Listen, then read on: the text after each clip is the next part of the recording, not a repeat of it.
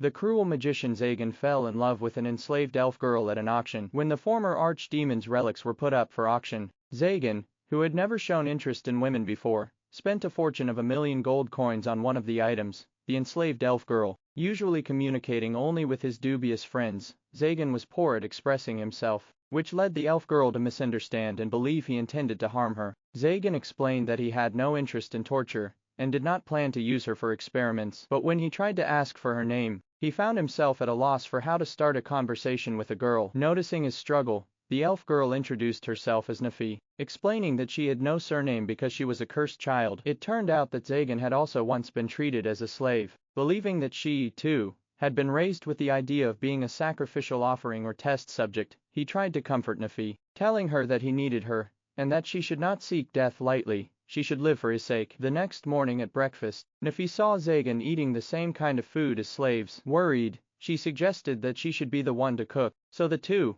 went into the city to buy ingredients. However, having spent all his wealth on buying Nafi, Zagan couldn't even afford travel expenses. Just then, bandits attacked a merchant caravan heading into the city. Zagan, who normally wouldn't have cared, saw how frightened Nafi was, and realized she might have been kidnapped in a similar way. He easily drove off the bandits, earning the gratitude of the victims. The merchant then offered to pay Zagan to act as a guard in exchange for travel funds. Touched by this unusual friendliness, Zagan reflected that such things did happen occasionally, but this time, with Nafi by his side, people weren't afraid of him. In the city, Zagan bought Nafi a new set of clothes and asked an artisan about removing her slave collar. However, the collar was booby-trapped and could only be removed with a key. Although the problem wasn't solved, they had gained a clue. When Zagan tried to pay, the artisan refused his money, saying that Zagan had once saved him in the past. He remarked that Zagan used to have an unapproachable aura, but now his eyes had softened. It was too late to cook, so the two went to a restaurant. Seeing Nafi stunned by the delicious food in front of her, Zagan told her to start with